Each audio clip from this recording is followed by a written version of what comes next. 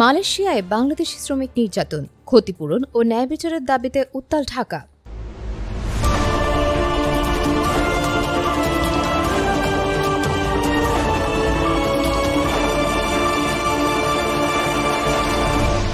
Channel CB। মালয়েশিয়ায় ভয়াবহ নির্যাতন ও বঞ্চনার শিকার বাংলাদেশি অভিবাসী শ্রমিকদের জন্য অবিলম্বে ন্যায় বিচার ও ক্ষতিপূরণের দাবিতে উত্তাল ঢাকা। গতকাল প্রবাসী কল্যাণ ও বৈদেশিক কর্মসংস্থান মন্ত্রণালয়ের সামনে এক বিশাল মানববন্ধনের আয়োজন করে মাইগ্রেন্ট ওয়েলফেয়ার নেটওয়ার্ক মালয়েশিয়া এবং বাংলাদেশ ভিত্তিক প্রবাসী অধিকার প্ল্যাটফর্ম। মালয়েশিয়ার দুটি কোম্পানি মেডিসেরাম ও কাওয়াগুচি, মেডিসেরাম এবং কাওয়াগুচিতে কর্মরত বাংলাদেশি শ্রমিকদের ওপর চালানো নিষ্ঠুরতার প্রতিবাদে এই কর্মসূচি।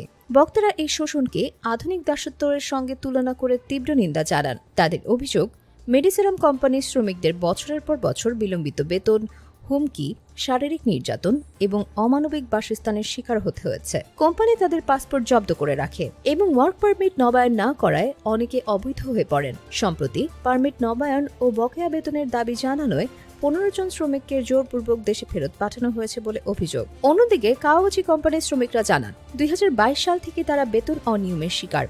এমনকি গত 2024 সালের সেপ্টেম্বর পর্যন্ত টানা 7 মাস কোনো বেতন পাননি তারা। কোম্পানিটির মালিক প্রায় 251 জন শ্রমিককে 30 লাখ রিঙ্গিত বকেয়া রেখেই তাদের কার্যক্রম বন্ধ করে দিয়েছেন। কিছু ক্ষতিপূরণ দেয়া হলেও বেশিরভাগ শ্রমিকই তাদের সম্পূর্ণ পাওনা থেকে বঞ্চিত। আন্দোলনকারীদের এই ভয়াবহ পরিস্থিতিতে বাংলাদেশ হাই কমিশন, কুয়ালালামপুর এবং প্রবাসী কল্যাণ মন্ত্রণালয়কে শ্রমিকদের সুরক্ষা দিতে ব্যর্থ হওয়ার জন্য সরাসরি দায়ী করছেন। মানববন্ধন থেকে তাদের পক্ষ থেকে 7 দফা দাবি তুলে ধরা হয়। মেডিসেরাম থেকে জোরপূর্বক ফেরত পাঠানো শ্রমিকদের অবিলম্বে ক্ষতিপূরণ দিতে হবে।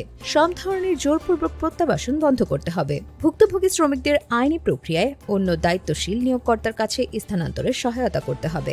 মেডিসেরাম ও সংশ্লিষ্ট কোম্পানির ওপর বাংলাদেশি শ্রমিক নিয়োগে নিষেধাজ্ঞা জারি করতে হবে। কাওয়াগুচি কোম্পানির শ্রমিকদের সম্পূর্ণ বকেয়া বেতন পরিশোধ নিশ্চিত করতে হবে। এছাড়াও আন্দোলনকারীরা কুয়ালালামপুরে অবস্থিত বাংলাদেশ হাই কমিশনের কার্যক্রমে সংস্কার এনে তা অভিবাসী বান্ধব করার আহ্বান জানান। তারা মনে করেন, রেমিটেন্স প্রবাহের চেয়েও শ্রমিকদের অধিকার সুরক্ষা নিশ্চিত করার লক্ষ্যে দেশের সামগ্রিক নিয়োগ ও অভিবাসন ব্যবস্থার ব্যাপক পরিবর্তন আনা জরুরি। এখন দেখার বিষয়, সরকারের পক্ষ থেকে এই নির্যাতিত শ্রমিকদের ন্যায় বিচার ও ক্ষতিপূরণের দাবিতে কি পদক্ষেপ নেওয়া হয়।